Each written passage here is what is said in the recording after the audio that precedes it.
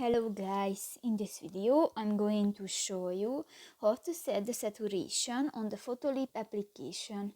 But first of all, I just want to mention, please don't forget to subscribe to our channel, because at 100,000 subscribers we are going to show you our YouTube revenue statistics and growth strategy, how to make money online.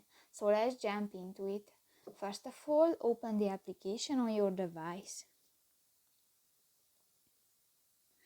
Tap to the Edit Photo button at the upper side of the screen and select a picture from your device.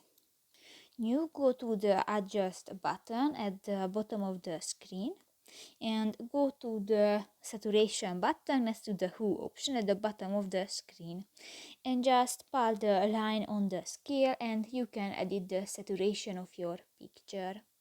You can select the people or the background saturation and done. So that's pretty much it for this video guys. See you in the next one. Bye bye.